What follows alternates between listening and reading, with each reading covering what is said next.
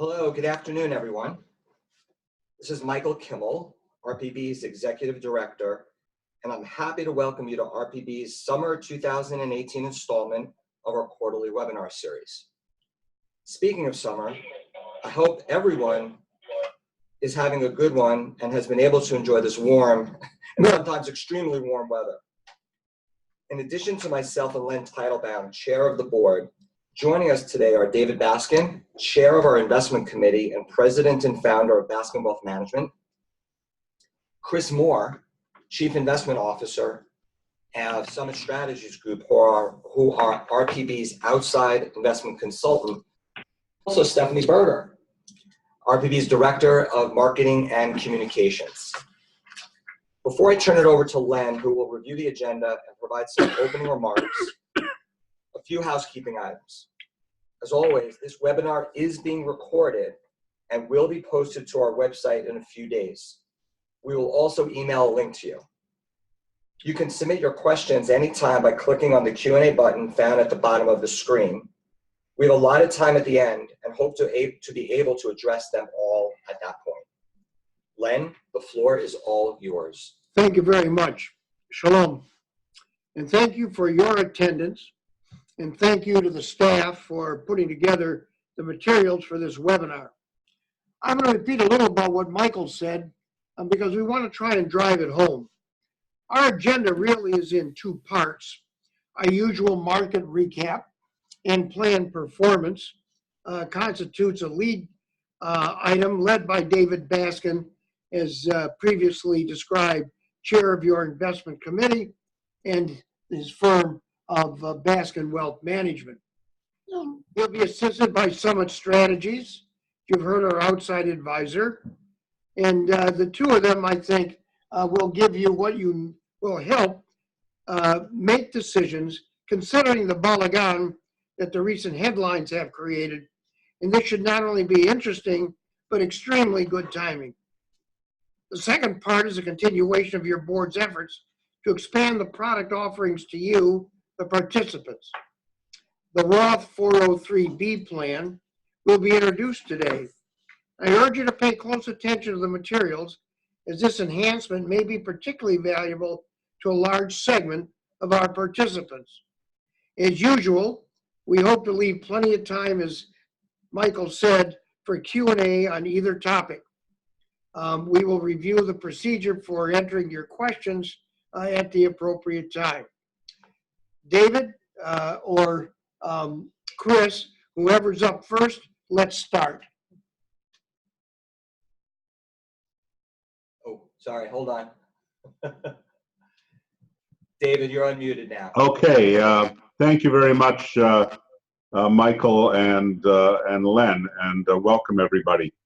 The first thing I would like to say is that it's important to always understand that the economy and the capital markets are two different things.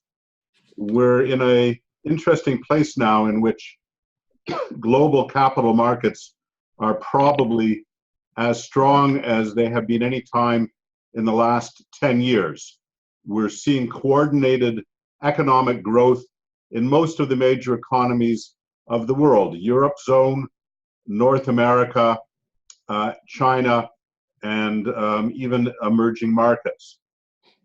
This is translated into very strong economic performance shown by corporate earnings, which are at their highest level ever in the United States, by very low unemployment, not only in the United States, where unemployment is at levels last seen in the 1970s, but also in Europe, where even places like Italy, Spain, and Greece are seeing sharp drops in unemployment.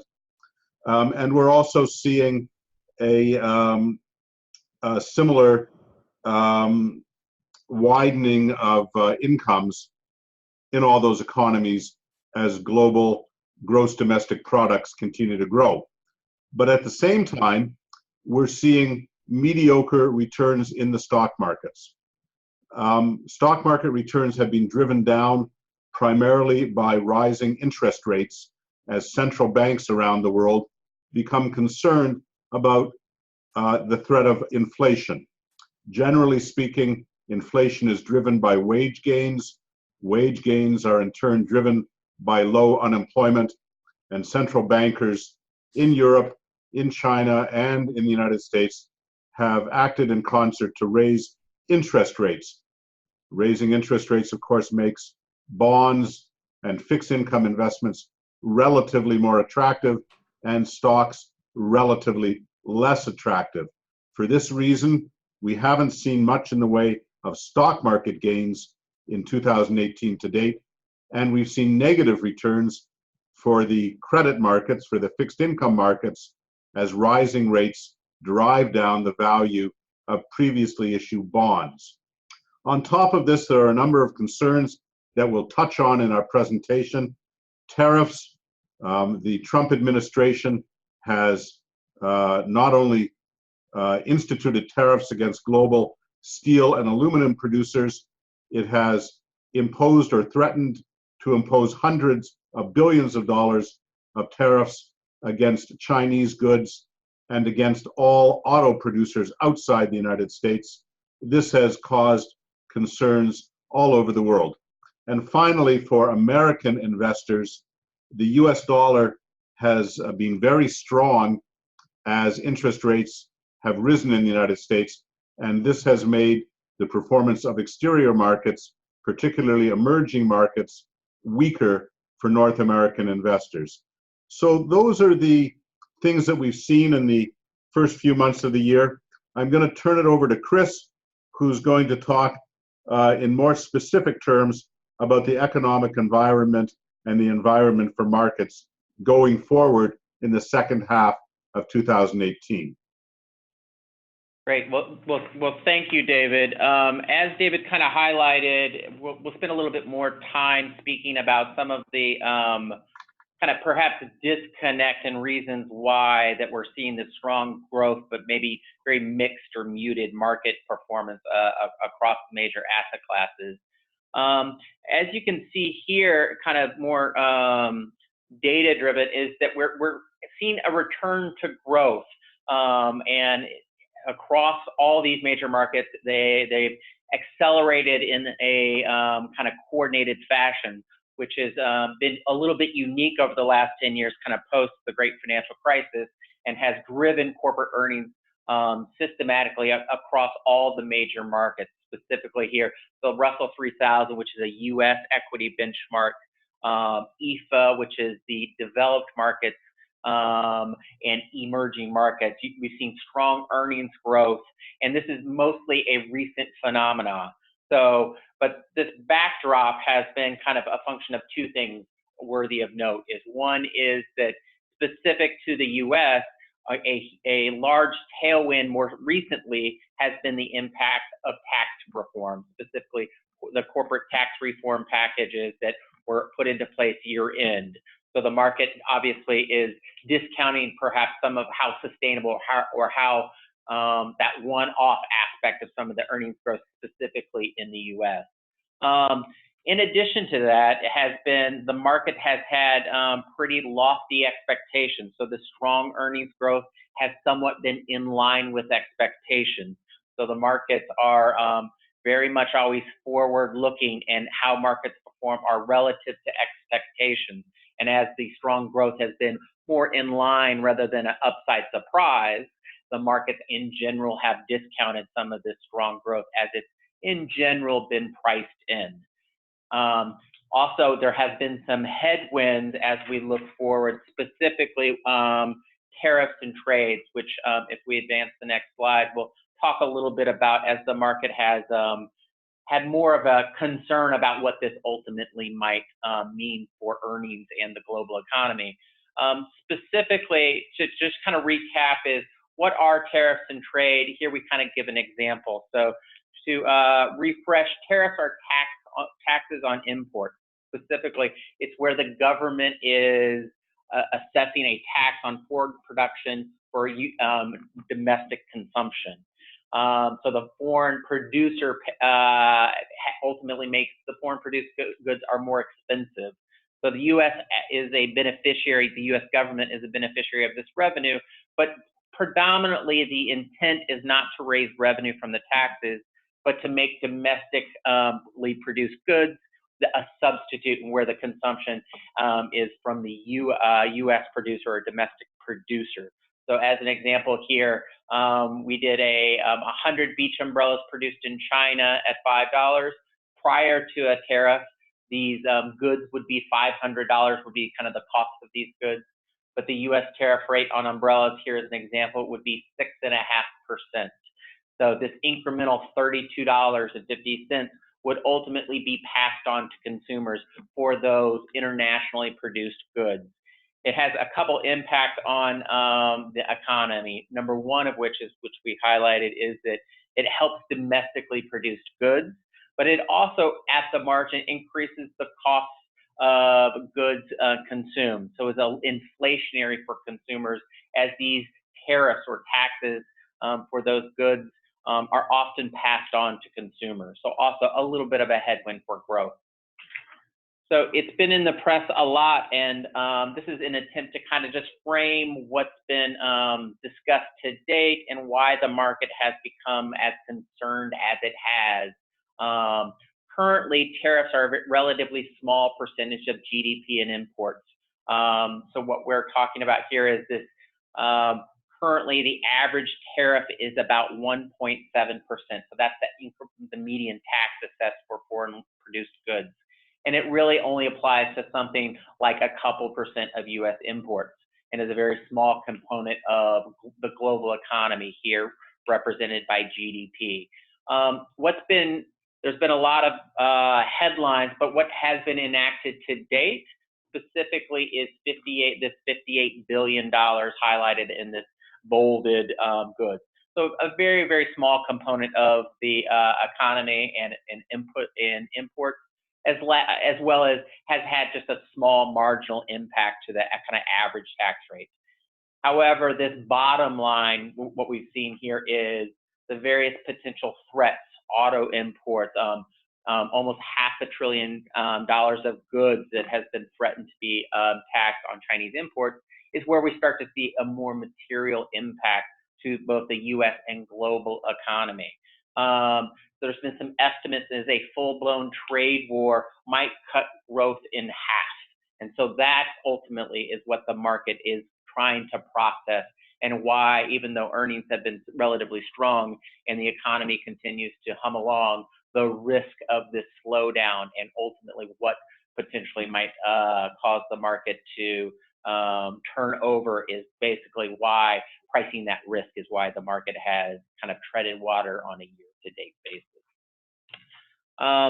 If we switch gears here briefly, is there has been, even though most markets are roughly unchanged, or roughly around plus or minus zero on the calendar year, the one kind of highlight or one source of strong performance has been U.S. technology companies, and have actually meaningfully helped the U.S. market in particular.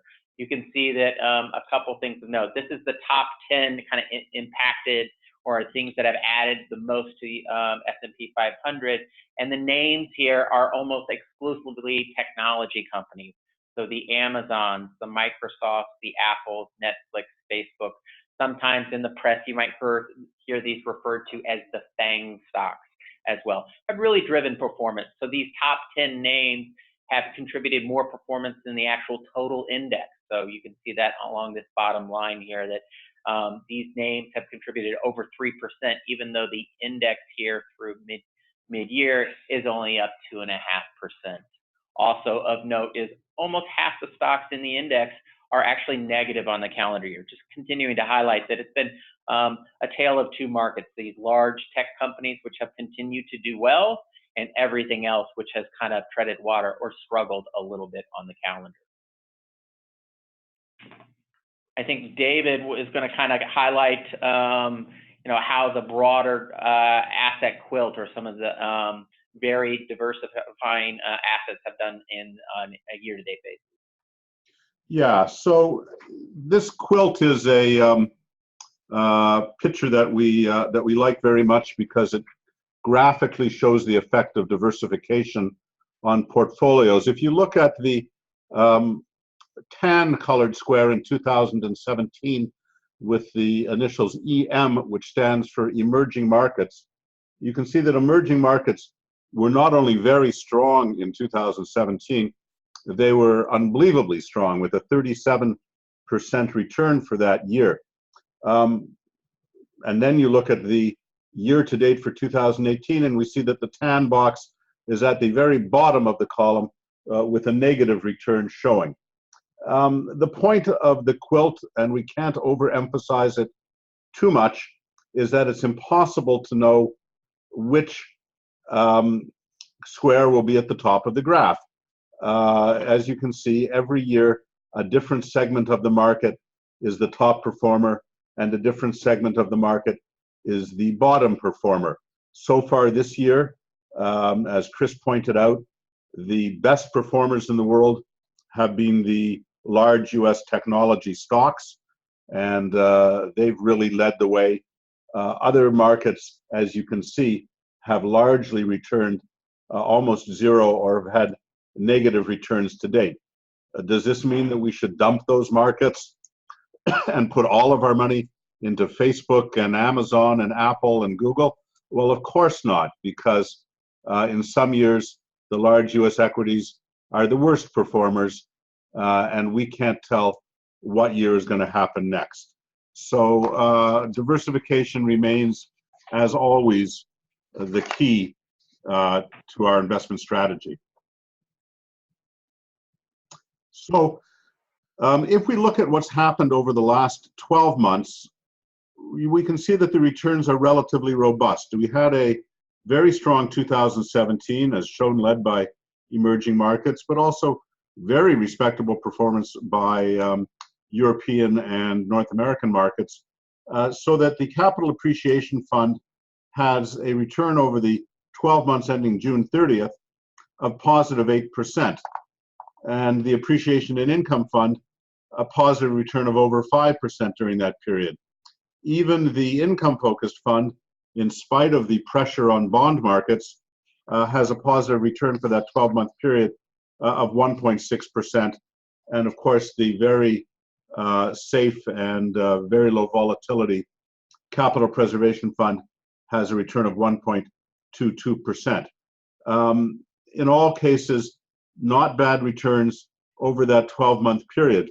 But the picture changes radically when we eliminate the last 6 months of 2017 and look only at the first 6 months of 2018.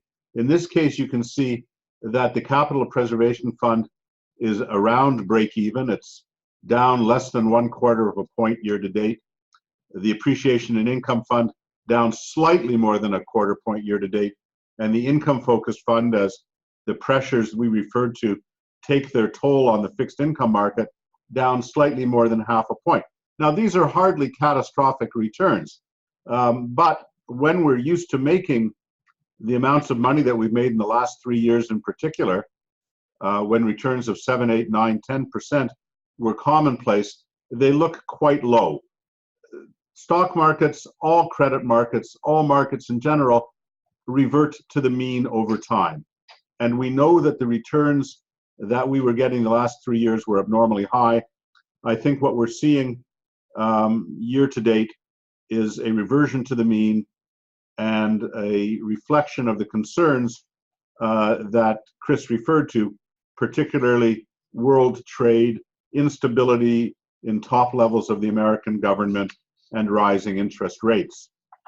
Now, I should say that one of the aims of the RPB has always been to reduce volatility to the extent possible.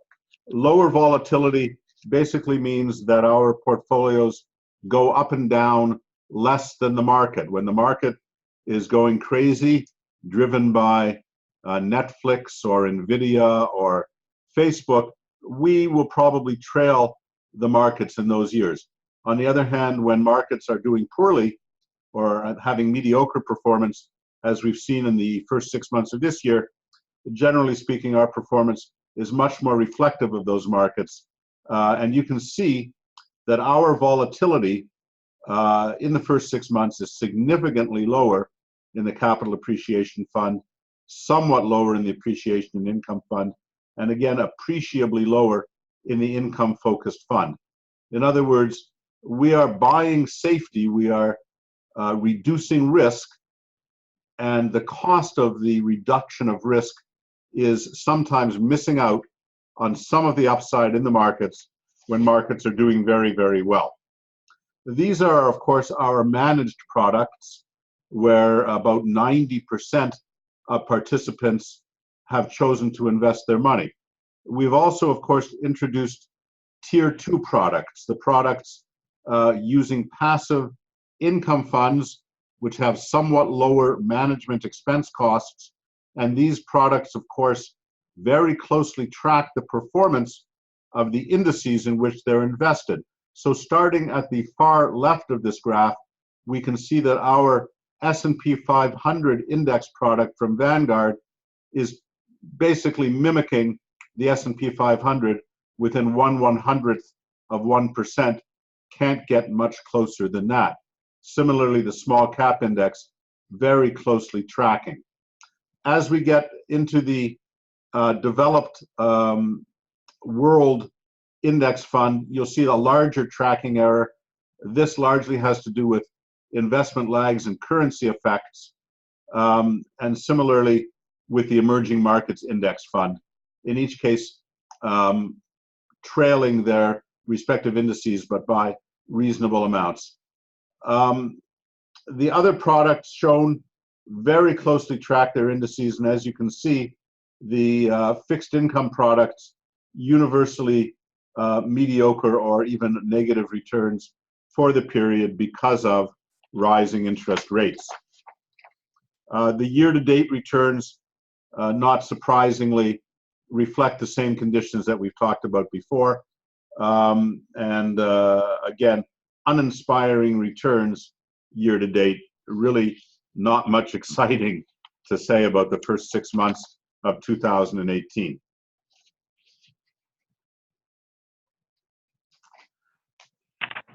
So if we can return to the themes for the second half of 2018. Number one, interest rates will continue to rise. We know this because the chairman of the Federal Reserve Bank has said so, and has been echoed by the Fed chairman or the equivalents in all other countries. Wage inflation continues to be a concern. Inflation in general continues to be a concern. And as Chris pointed out, the effect of trade restrictions and tariffs is to increase prices on goods imported from elsewhere. It is, in effect, importing inflation and will have a measurable impact on inflation in the American market. We expect the Fed to increase rates in the United States by another 0.5% in 2018, and depending on conditions, we may see further increases in 2019. As bonds yield more, as short-term rates yield more, we would not be surprised to see money flow from stocks into these less risky areas, and this will continue to put pressure on stock market performances in 2018 and 19. I should say that the leadership in the stock market, which has been so strongly in technology and large technology, could change at some point if we see those companies start to show lower growth. That is what I call the cloud on the horizon, the threatened weather that could really cause a major change in the stock market. The other thing, of course, that could cause a major change is the rhetoric having to do with trade wars and tariffs. The President of the United States has declared that trade wars are a good thing and are easy to win. I think that most conventional economists would disagree with that and would take the contrary position that, in fact, trade wars are a horrible thing and easy to lose, and in fact that markets in general lose during trade wars. It's impossible to know what the political calculations leading up to the midterm elections will lead to. My judgment, sitting in Canada, is that 25% tariffs on foreign-made cars would not be overwhelmingly popular amidst the electorate, but what do I know? So this is a real uncertainty and has a very significant potential to disrupt the markets going forward. Finally, almost all market commentators would agree that the strong gains we've seen in the stock markets over the past 9 years, coming out of the global recession which ended in March of 2009, have made companies fully valued. That is to say, their current stock prices are a fair reflection of their current and future earnings expectations. That means that for stocks to go higher, we need companies to exceed their growth targets, both in terms of revenues and profits. And of course, as expectations continue to grow, this gets harder and harder to do. This suggests that going forward, we will likely see relatively modest returns in the stock markets, and many commentators think that investors should expect returns on the order of 4 to 5% per year in the next few years, in contrast to the often double-digit returns which we've experienced coming out of the recession. And Chris, I'll end there and give you the final word. So I just wanted to add, what does this mean for you? Is that this kind of modest expectation, this reversion to the mean, especially on an intermediate horizon, is kind of the most reasonable expectation. This long and low global interest rate is kind of here today, and the expectation is that this is the good old days of 5 and 6 and 7% interest rates are long gone because of the difference of demographics predominantly.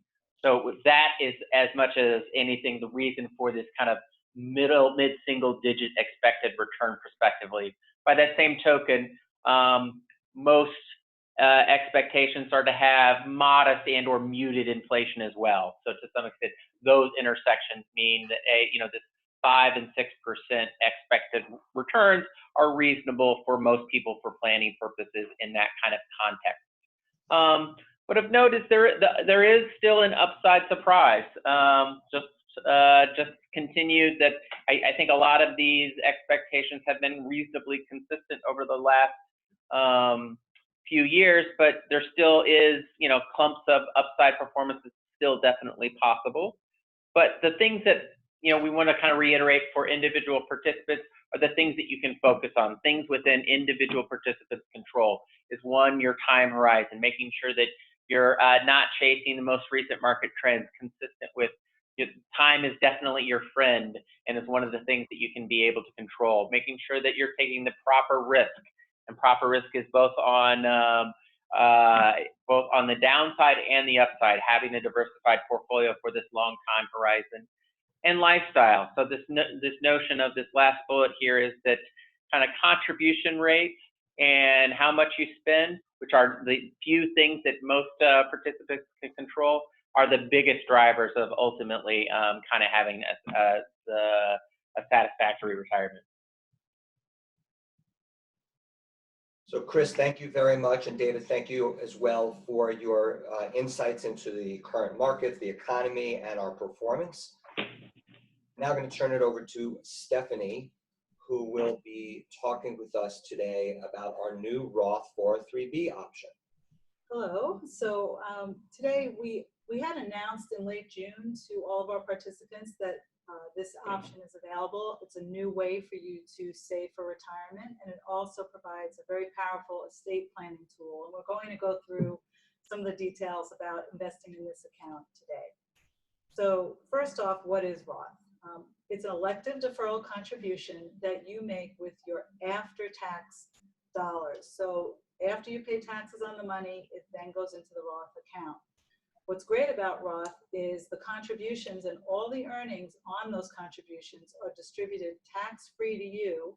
And then if the account passes on to your beneficiaries, they also can take the money tax-free. in order for the money to be tax-free, there is some criteria that you have to meet, and we'll get to that on the next slide.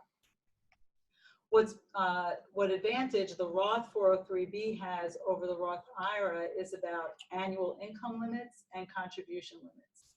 So with a Roth 403B, you have no income limits in order to contribute. The Roth IRA, if you're married and your modified adjusted gross income is over $199,000, you're not eligible to contribute. And if you're single and your modified adjusted gross income is over $135,000, you're not eligible to contribute. With Roth in the 403B, that doesn't exist. For the contribution limits, the IRS lets you put away more money into a Roth 403B. So if you're under 50, you can put in up to $18,500 a year, and if you're 50 and over, up to $24,500, as compared to $5,500 and $6,500 for the Roth IRA. With the RPB's plan, you can contribute to both a Roth 403B and a traditional pre-tax 403B, but the combined contributions can't exceed the IRS limits. And again, Stephanie, that's money just coming from one's paycheck, correct? Correct. Thank you, Michael. Okay, so because you don't know exactly what your tax rate will be in retirement, many investors have a combination of accounts that are taxed differently in order to handle that uncertainty. So how does that work with what RPB offers? So the RPB 403B and Rabbi Trust plans are what are known as tax deferred plans. So your money goes in pre-tax from either the employer or from your paycheck, and the withdrawals are taxed as income when you take them in retirement. The Roth 403B is considered tax advantaged, so your money goes in after tax, and as we said before, your earnings and contributions are tax-free in retirement. And a taxable account is like your typical brokerage account where you pay taxes on interest and dividends in the year that you receive them, and you have control over when you want to take your capital gains. Now here I just want to point out that your Roth 403B withdrawals are tax-free as long as you've owned that account for 5 years and you're at least 59 and a half, or you've become disabled, or you've passed on. So when might Roth make sense to you? So if you're in the early stages of your career and you pay taxes at a lower rate now than you will later on, then it makes sense for you to put your retirement savings in a Roth 403B. Conversely, if you expect to be in a higher tax bracket when you retire and you'll be subject to higher taxes in retirement than you are now, you might want to put money into a Roth 403B. You may have more money to contribute than a Roth IRA allows you to, and you want to build that tax-free money to withdraw in retirement. So another reason to put your money into the Roth. You may want to make Roth contributions greater than the IRA limit, and you may want to leave a sum of tax-free money to your heirs. I think it's important to point out regarding the tax-free money to your heirs for the rabbis out there who are able to claim parsonage now and in retirement that many of you may know this already, but if you pass on, your heirs, your spouse who presumably would inherit your account, cannot continue to claim parsonage. Only you, as the rabbi or cantor or clergy person, are able to claim parsonage. So if this is something, this could become a consideration for you as it relates to planning, like Stephanie said, for your estate. Yeah, that's right, Michael. Okay, so how do you get started? The first thing you need to do is talk to your employer and tell them you want to take a post-tax deduction from your paycheck. We also suggest that you speak with your tax advisor or with a counselor from LifeWorks about your situation and see whether Roth or a traditional 403B or a combination of the two are right for you. For your convenience, on our website, we have a form called the Salary Reduction Agreement Form, and that just allows you to tell your employer how much money you want to put in Roth or your traditional 403B. And the RPB can also take in rollovers from other employer-sponsored Roth plans into our Roth account. And just hit return. Yeah. And just a few things to keep in mind. Employer contributions are always made to a traditional pre-tax account. So you can contribute to Roth, but your employer contribution will go into the traditional account. You can make both Roth and traditional contributions, but you cannot change how that money is designated after you've already contributed. So if you put money into a 403B pre-tax, you can't switch that to a Roth. And also, as Michael alluded to earlier, clergy should consider how their housing allowance exclusion, both before retirement and in retirement, might affect their decision to contribute to a Roth. And that's what it means to do Roth at RPB. Thank you very much, Stephanie. So that concludes our prepared remarks. We have plenty of time to answer questions that you may have. So I see that our first person has submitted a question. So Len is going to do the honors and read the questions, and we will attempt to the best of our ability to answer them. Sure. I'm a bit unclear as to the maximum amount I or we can contribute to the pension, the basic pension, Rabbi's Trust, and Roth 403B. Secondly, I assume money from the Rabbi's Trust cannot be transferred to the Roth 403B. Is that correct? Let me try to answer the second question first. That is correct. Money that is contributed to anyone's Rabbi Trust account. And remember, the Rabbi Trust, money ends up in your Rabbi Trust account only if the contributions we've received have exceeded the IRS limits. That money will remain in that Rabbi Trust account until you retire and we start distributing the money to you. There is no ability to transfer money from the Rabbi Trust to the 403B, except under very, very, very limited circumstances that doesn't affect hardly anybody any longer. If you are one of those individuals, we've been in touch with you and we let you know about those transfers when they occur. Now, in terms of the overall maximums you can contribute, the combined maximum, if you are under 50 years old, I believe is $54,500 or $55,000. I think it's $55,000 combined. That is a combination of elective deferral money going into your traditional account, your 403B account, as well as money that your congregation contributes. Now, having said that, if you're under 50 and you happen to send us money in for monies that exceed that $55,000 or $56,000 maximum, that money will go into the Rabbi Trust. So there's a maximum, but it's an IRS maximum. The bottom line is that we could take an unlimited amount of money.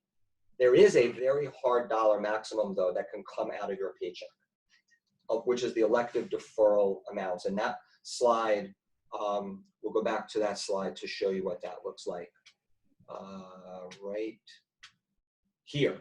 So that $18,500 if you're under 50, or $24,500 if you're 50 or over, that is combined money. So that means that traditional and Roth from your paycheck, known as elective deferrals, those are the maximum dollars allowed. Second question.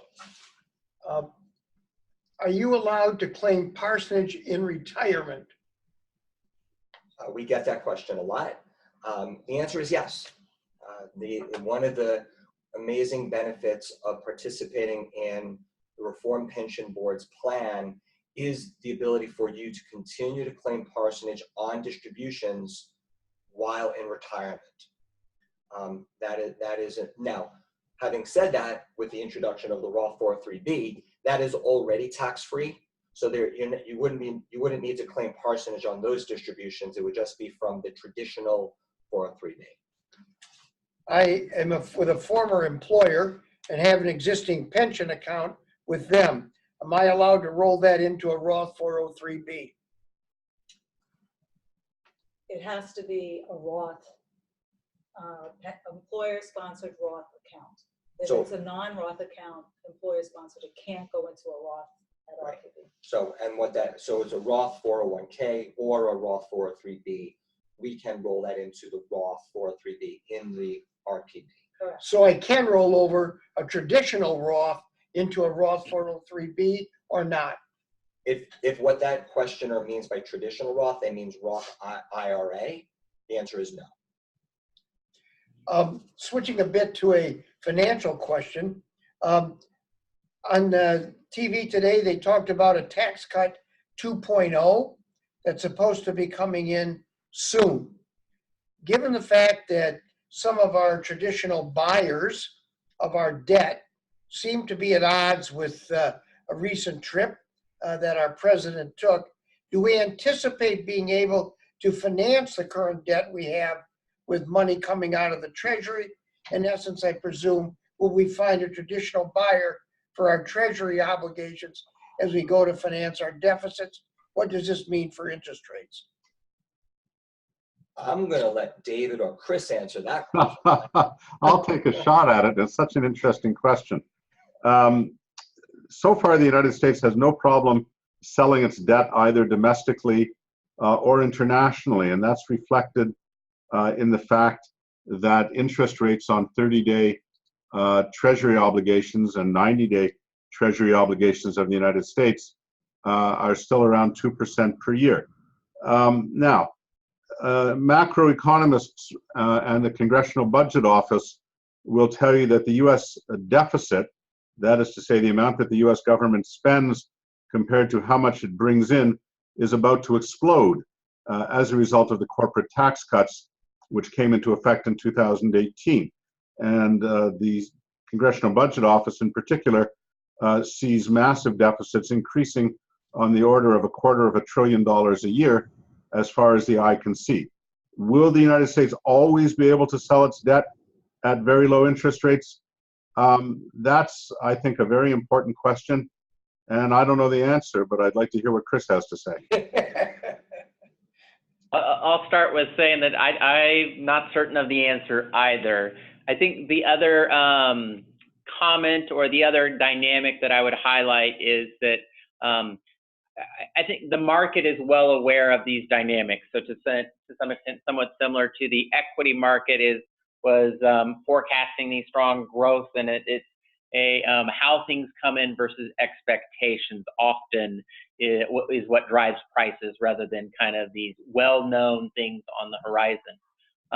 The last thing that I would highlight is that the impact of currency is also one of the natural buyers of debt. Since the U.S. is the world's consumer, that means that we end up borrowing lots of money, or we have a current account deficit. And ultimately, a lot of that recycles itself into foreign buyers of our government debt. So that's a natural buyer, ultimately, of some of these things as they manage their currencies as well. So it's that intersection of all these things ultimately will priced into what's the kind of cost of debt. But I don't know either. But I think that a lot of these dynamics are well known by the market, and the market, as of today, is comfortable at these levels. So from today's discussion, there was no mention of the bond market. We were told that the stock market will remain flat. What about bonds?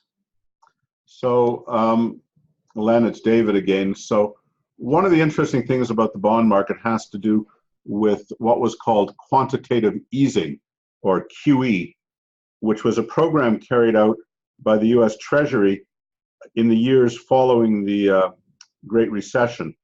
And that program resulted in over $4 trillion, that's trillion with a T, $4 trillion of bonds being in effect purchased in the open market in order to drive down the interest rate on longer bonds.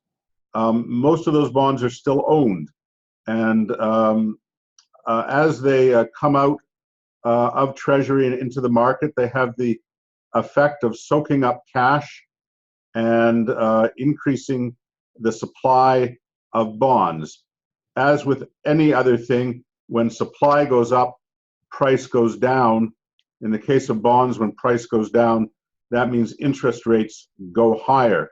Most economists now believe that the rate of interest on long bonds, that is to say bonds with a duration of 10 years or more, is being artificially reduced still, even after the quantitative easing program has long ended, by the very fact of the government owning this $4 trillion pile of market debt. And as that is reduced, the direction of bonds should be upward. That's the long end of the market.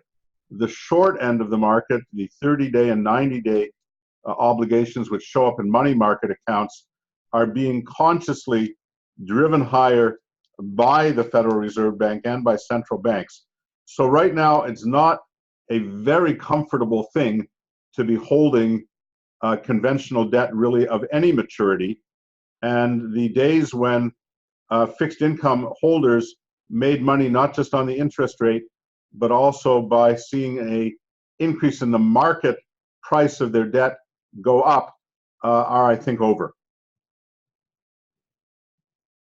The last thing I would add to that is kind of just going back to the impact of these Fed hikes has been that somewhat similar to our prior comment is cash is becoming more normal versus this range of 0%. So cash E-bill rates, or kind of the very short end of the curve, is something like 2% now. That's on the impact of policymakers having hiked quarter points or 0.25% 7 times at this point in time. And I think you can see that in one of the prior slides is that cash has some semblance of yield now, which is kind of helping, especially the front end of these curves. And the balance between kind of losses on principal as the mark-to-market on the price versus income. Income is starting to become a little bit more of a cushion for the bond portfolio. Another question regarding the parsonage allowance. The question reads, is the housing allowance for clergy, what is being implied by needing to be concerned about where funds are being distributed? Let me read that again. I'm not sure I understand it. I hope maybe you do. As to the impact on the housing allowance for clergy, what is being implied by needing to be concerned about where funds are distributed? I presume that means if I'm in tax-free items, can I still claim parsonage? Although that's my interpretation. Gentlemen, or Michael, please. You are a gentleman still, Michael. Thank you. I appreciate that, Len.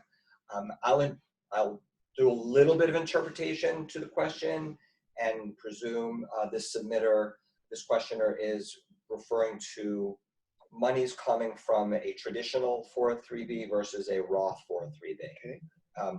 So remember, Roth 403B, the money has already been taxed. So that is coming out of your paycheck with post-tax money. Therefore, it's tax-free upon distribution. That's the point of doing the Roth.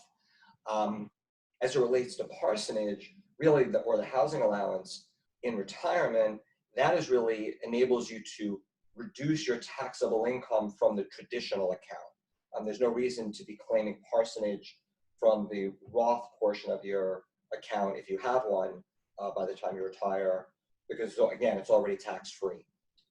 What I would suggest is to talk with your tax. This is where life gets a little complicated, I think, for clergy, right? This is where I really believe that talking with your financial advisor, or more specifically a tax advisor or your accountant, will be very beneficial based upon your unique situation. In addition, thank you, Len. We have a free service called LifeWorks. The number, we had put up the number earlier, but it's also available by going to our website at rpb.org.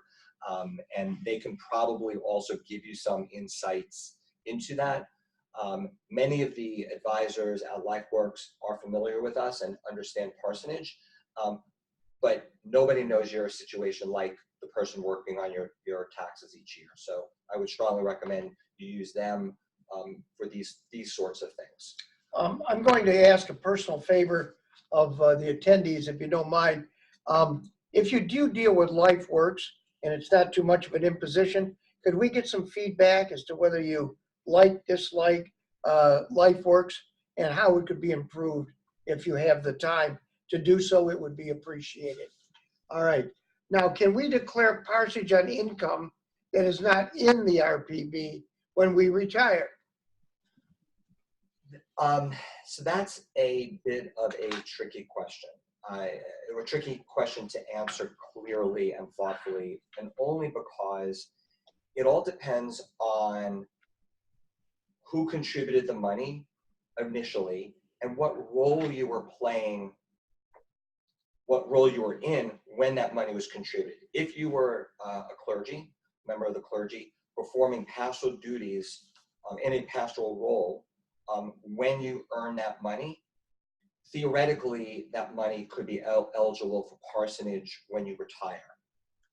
So for example, if you participated in your own congregation's retirement plan, and that money is still sitting in there, and fast forward 20, 30 years, you retire, you start taking distributions from that account. Maybe you also have an account with RPB. Maybe you worked in a different movement. I don't know. One of the things that enables you to claim parsonage with us is that our board takes on the responsibilities of resolving parsonage in retirement on your behalf.